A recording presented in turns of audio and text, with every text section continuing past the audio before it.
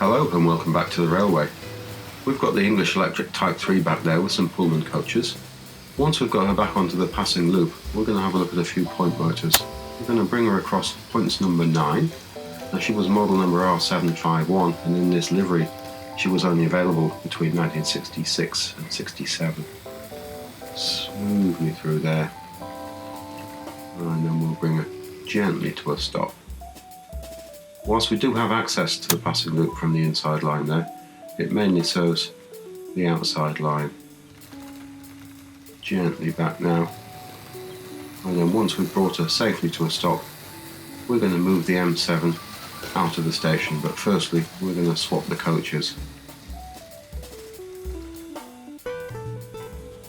Now we'll switch points 11 so the power goes into the station there, and then we'll change number 12 and number 13 so we can move the M7 forward away from those suburban coaches. There we go, perhaps not the best place to stop, and then we'll switch 13 and we'll take her back and pick up these Southern Main Line coaches.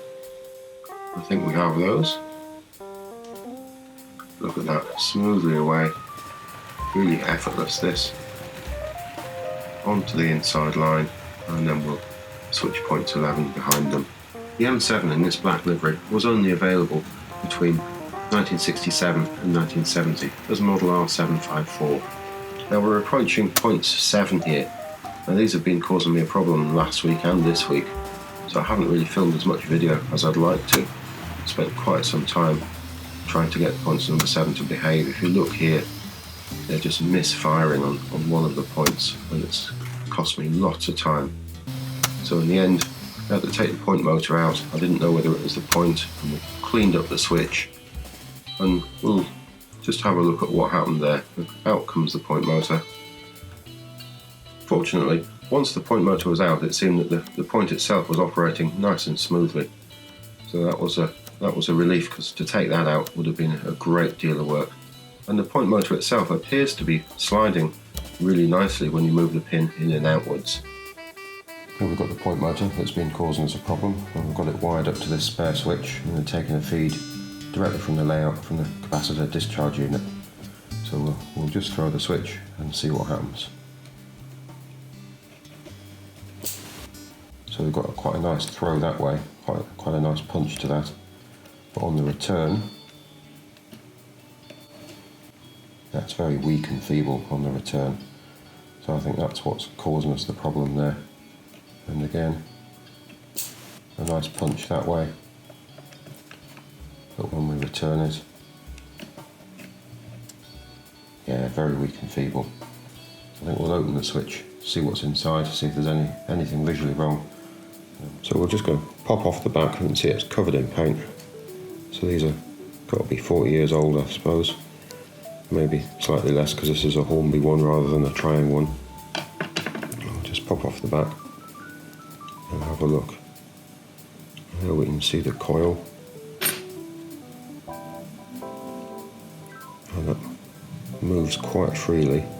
So sometimes that gets quite rusty on these old ones when you find them that needs cleaning up. So we'll just take out the pin. And we'll just pop out this piece of steel here. So if that's rusty it sticks, but that's nice and clean and smooth. Yeah, no worries with that one. We'll just pop that back in. And I think we'll clean up the contacts. We'll have a look in here.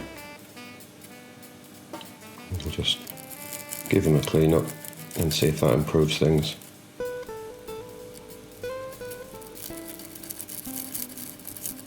So here we go, we've got, just after cleaning the contact up, we'll just try that.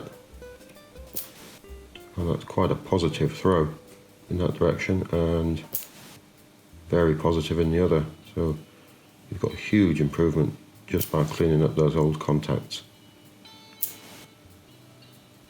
So I think we'll install that back on the layout and see if it runs. So after cleaning up the pin connectors, we've got it plugged back into the points there, and as you can see, it runs really nicely, a really positive throw on there. that had become quite unreliable over a very short period of time, so it must have just suddenly got dirty to a point where it was affecting the flow of current to the point motor. But now we have it running really smoothly, and I think we'll get back to the M7 on the layout, which is just approaching the incline here, smoothly up here. Look at that effortless, that magnesium in this model, really helping it pull those quite heavy coaches for such a small model. Beautifully there, off into the distance to the suspension bridge. Now, picking up a little speed as she comes down the incline, we're backing off the power quite a bit here to keep this under control. It's the weight of those coaches, they really are quite heavy. Off into the distance, past the colour light signals there. I think we'll get the high-mech and the chocolate and cream coaches out shortly. Now we're going to bring the M7 back onto the inside line through points number 8 there. Smoothly through. Look how well behaved all of those coaches are. We'll switch those points behind her. And off around the inside line, we'll be able to see the 5-ox glow a little there. Look at that. Now we are having to run that quite quickly to get that to show up in these daylight conditions. We'll move her past the station, beyond points number 11 there by the gasometer. We'll have a gentle stop. And then we'll switch points 11 and number 12. And we'll move these mainline coaches back into the station there, alongside the platform, effortlessly through those points to a gentle stop, and then we'll switch points 11. I've got two slightly different styles of point motor on the layout. This is the original one, which came along in 1962, and they're item number X.404, and this is a slightly later one, came along in definitely in the Hornby Railways period. I think this was the early 80s, and they changed to a metal body. But the fitting to the track is identical. And these holes in here are just ones I've drilled in there to help secure it to the baseboard, make them a bit more reliable. The older one has a fiberboard base, while the slightly newer one has a metal base, as we've seen earlier. The design inside the coils seem to be identical, although these older ones do pack a little bit more of a punch than the newer ones. I'll just pop these down for a second. Now here's a box for an older one, and we've got the item number there, X.404 Point Motor. They're quite a straightforward fit. This little pin or wire, whatever we want to call it, the connection from the point motor, just pokes straight into this little hole in the point lever. We'll just pop that in there, and then we slot these little feet into the side of the point. If we look from the underside, we can see how that fits together, and we just push that in. It's quite a snug fit. There we go, and that's all clipped together. And as I said earlier, I've drilled holes in there. I can't quite remember why I put 2 in it. Perhaps it was a test drilling. But that just keeps them flat on the layout board. Sometimes they tend to just ride up a little like that, and it affects the way the points throw. So if you have a look at the plastic one as well, you can see it's identical fitment to the track.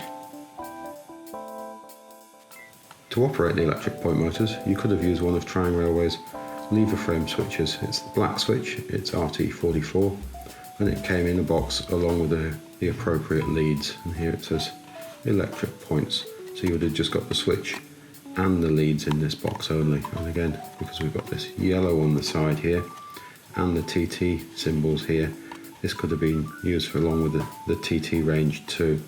We'll just pop that down. We'll have a quick look at one of the black switches. There we go. So we can see it's got triangle on the side and made in England. This one's seen better days. Let's have a look around it. It's very straightforward. And we can see here, I've soldered the contacts here. Initially you would have just put pin connectors in there, but they're very unreliable and they tend to pop out. We'll just lift off the cover and we can see inside there.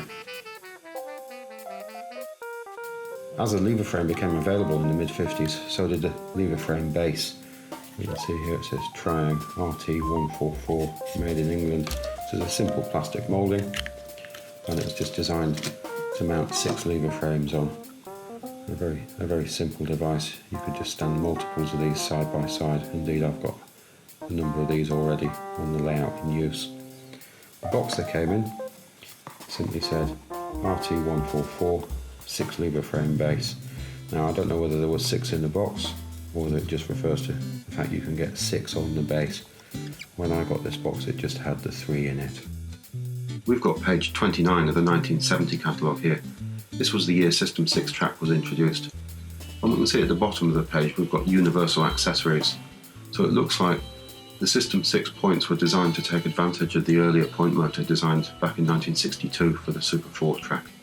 It's been marketed here as a pack, R663, Point Remote Control Pack, containing a point motor, a lever frame switch and the appropriate leads, and it's got U for universal. The point motor became available as a separate item again, R664, in around 1980. In the early 80s, the point motor changed from its earlier plastic-bodied unit to a metal-bodied unit. And off goes the beautiful high neck there, model number R758. In that livery, she was only available in 1967. Beautiful lake of chocolate and cream coaches off into the distance there. The black lever frame switches, RT44, later to become R044, first available in the catalogue I think in about 1956, and they remain available today by Hornby.